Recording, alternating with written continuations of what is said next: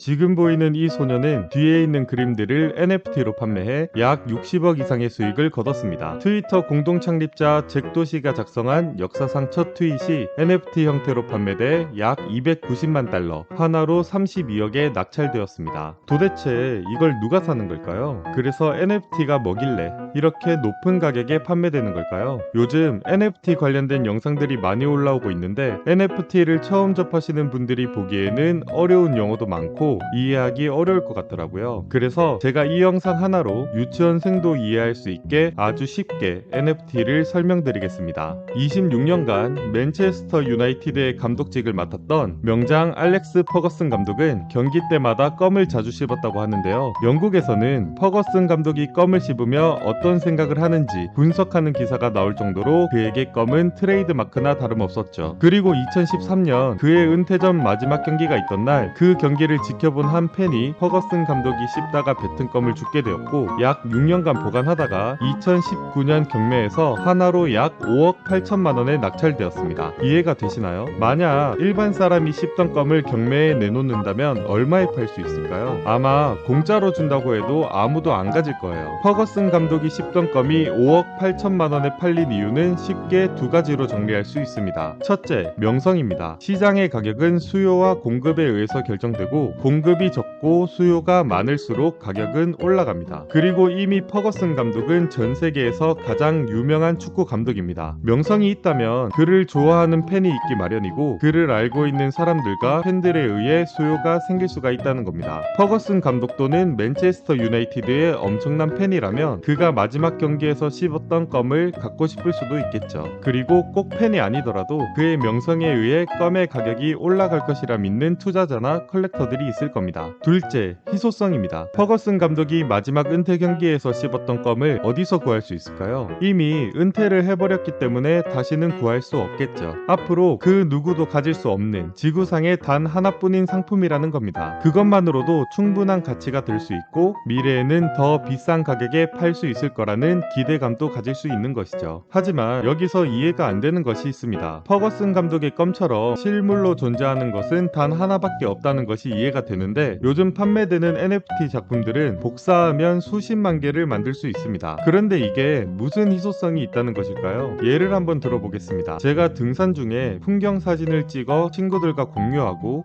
사진을 인터넷에 올렸습니다. 친구들과 사람들에게 파일을 공유하게 되면서 이제는 저뿐만이 아니라 여러 사람이 이 사진 파일을 가지게 되었고 제 친구들과 그 지인들이 또 다른 사람들에게 공유하게 되면서 제가 찍은 풍경 사진을 수많은 사람이 가지게 되었습니다. 물론 사람들은 원본이 아니라 복사본을 가지고 있는 것이긴 하지만 디지털 상에서 원본과 복사본은 큰 차이가 없는데요. 그렇다면 많은 사람들이 가지고 있는 이 사진은 누구의 소유일까요? 여전히 제 소유일까요? 실물로 존재하는 미술 작품들은 원본과 복사본을 구분하는 게 어렵긴 해도 전문가의 분석을 통해서 진품을 가려낼 수가 있는데요. 하지만 디지털에서는 이걸 구분하는 게 거의 불가능합니다. 비록 제가 이 풍경 사진을 찍은 장본인이지만 이미 많은 사람들에게 퍼졌기 때문에 더 이상 이 사진에 대한 소유권을 증명할 수가 없다는 것입니다. 이렇게 원본과 복사본을 구분할 수 있는 방법이 없어서 창작자의 수익을 지켜주지 못한다는 점이 오랫동안 디지털 소유권을 둘러싼 큰 문제였다고 합니다. 열심히 디지털 작품을 그려도 이게 그냥 복사가 되어버리면 나는 거기에 대한 보상을 받을 수 없게 되니까 이게 큰 문제였던 것인데요. 여기서 블록체인 기술을 통해 소유권을 증명해주는 NFT가 등장하게 되면서 이제 원작자가 소유권을 증명할 수 있는 방법이 생겼다는 것입니다. 내가 만든 작품에 대한 정보를 블록체인상에 등록하면 이 작품의 원작자가 나라는 것을 블록체인이 증명해주는 것인데요. NFT가 나오기 전에는 내가 만든 디지털 작품이 복사되면 나에게 손해였지만 반대로 NFT가 나오고 난 이후에는 내가 만든 작품이 복사되고 널리 알려지면 오히려 이득이라는 것이죠. 복사본이 돌아다니면서 작품이 홍보가 되고 유명해지면서 내가 갖고 있는 원본의 가치가 점점 더 올라가게 되는 것입니다. 이건 실물로 존재하는 작품과도 같은 형태입니다. 루브르 박물관에 있는 모나리자 그림을 예로 들면 모나리자 그림을 보기 위해서는 프랑스까지 먼 길을 가야 합니다. 거기서도 긴 줄을 서야 하고 가까이에서 볼 수도 없습니다. 그런데 왜 사람들은 루브르 박물관에 가서 모나리자 그림을 보는 걸까요? 그냥 인터넷에서 그림 사진을 보면 될 텐데 말이죠. 그 이유는 루브르 박물관에 있는 모나리자 그림만이 진짜이기 때문입니다. 모나리자 작품이 그림이 루브르 박물관에 전시되기까지 많은 전문가의 검증 과정을 거쳤겠죠. 즉 루브르 박물관이 모나리자 그림이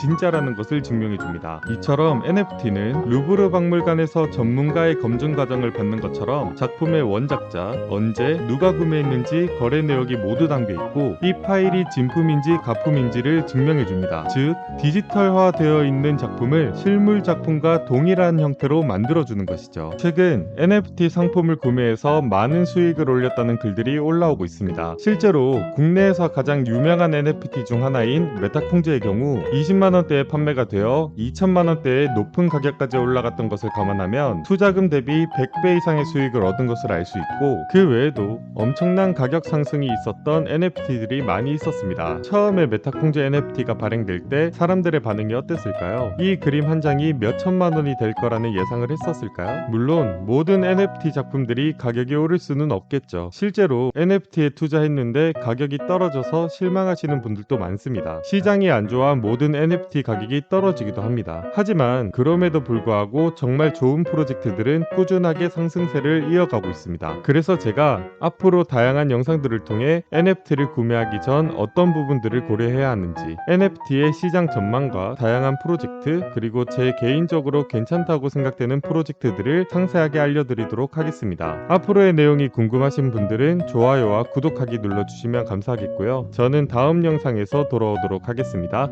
시청해주신 분들 감사합니다.